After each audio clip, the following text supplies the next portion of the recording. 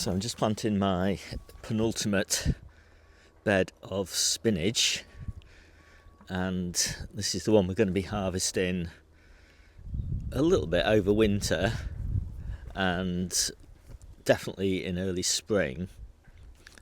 I'm packing it in quite tight because primarily I want it for baby leaf for salads, and then we just let it grow on for a few weeks and harvest the bigger leaves, and then it'll go to seed and I'll get this bed replanted. I'm always replanting beds constantly because I really like to get the richest possible sort of fresh food diet, and I really like my favourite varieties for each season. I don't really like to get a kind of suboptimal variety that lasts a long time but isn't as good as the optimum variety. I'm just a bit of I'm growing my own food, aren't I? So I want to grow what I like.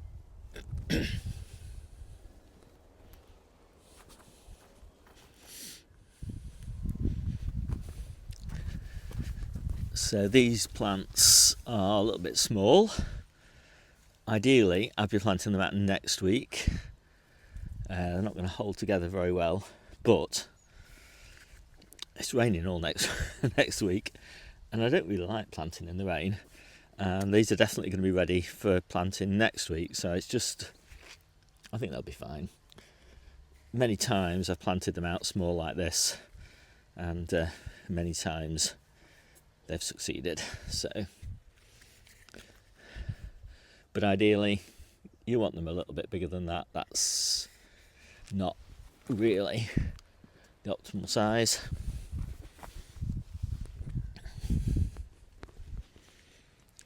And unfortunately, I've dibbed 42 holes and I've only got 40 modules, and this old one hasn't got any germinated in at all.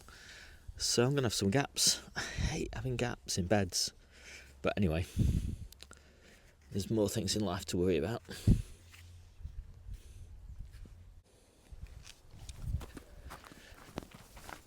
So this first bed is Responder.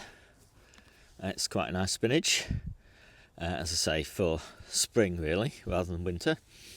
And it doesn't go to seed quite as quickly as the spinach I'm going to plant in this bed, which is Rubino. But Rubino is such a lovely spinach that we don't really mind that it goes to seed a little bit quick.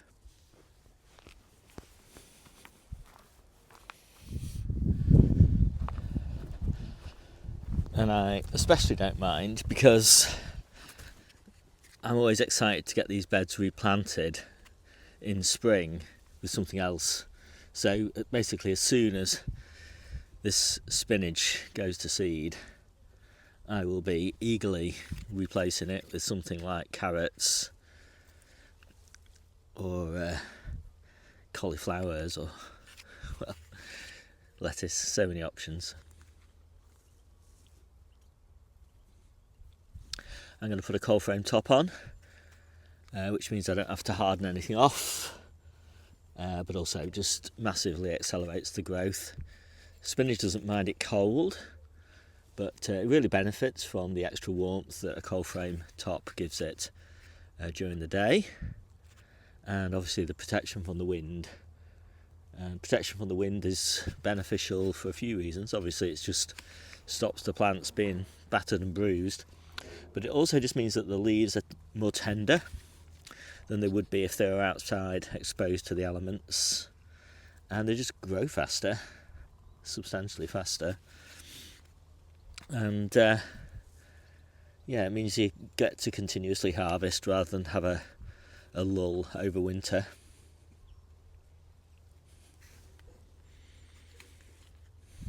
The cold frame top though doesn't make it warmer at night. I think a lot of people seem to assume that is one of the benefits of a cold frame top, that it keeps the bed frost free, but it doesn't do that. It's still going to freeze. Polythene isn't really an insulator.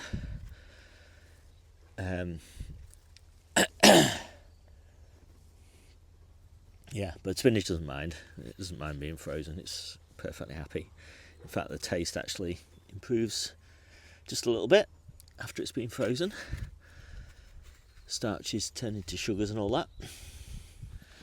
So that's looking okay. There's always so much going on in my videos. I do recommend subscribing to my free newsletter. You can find a link to that down in the description, and you could also find it just at steverichards.substack.com, and that covers all the nitty-gritty details, really. Everything that I'm sowing, everything I'm pricking out, everything I'm potting on, everything I'm planting, everything I'm harvesting, all the problems I'm having, and what I'm doing about them, and also all the sort of all the rationale, all the reasons why I'm doing what I'm doing, all the interplanting schemes I'm using, all the succession planning, all of the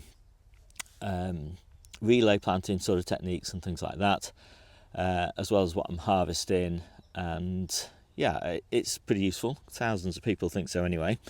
Let's take a look at some of the other spinach beds. So this was the first spinach bed, the early spinach bed, and that went to seed about 2 weeks ago, so that's been replanted with lettuce. This is the one we're currently harvesting for mature leaves for cooking, and then this is the one we're currently harvesting for salad leaves. I did have a kind of, a slight disaster really with the spinach, in that 2 whole trays of spinach using old seeds failed to germinate, so I'm a bit short of spinach, which is why everything's planted at really low densities in here, but just enough to keep us going at the moment, but nothing to go spare. I've got one more bed that I mentioned of spinach to plant. I'll show you that. So this is my summer carrot bed. These were all carrots down here, and finished those and popped in a salad rocket. So I'll be harvesting that over the next few weeks. And this bed is still the sort of dregs of the summer carrots, so I've still got to harvest those. I've taken all the tops off, as you can see. I prefer to do that because it allows me to get all these beds nice and slug and snail free. So I'll harvest these carrots over the next 3 weeks, and then I'll move on to that carrot bed down there, and this will be replanted with spinach again for sort of March and April, and it will have another 6-inch frame put on it as well, just to raise it up a little bit. The bed that we've just looked at, this one behind me here, that we're currently harvesting from, that will all be calabrese and cauliflowers in February, and then this will be probably melons or peppers or something like that in May. So I've just popped a cold frame top on. Most of my cold frames have these adjustable chains that I can just clip on like this, and I like the chains, stainless steel chains. It makes for a lot of convenience for me when I'm harvesting, just to be able to pop the covers back supported like this, and just clip on like that. So I hope you like this quick video. My name's Steve, this is the Outgrow channel. I'll see you soon.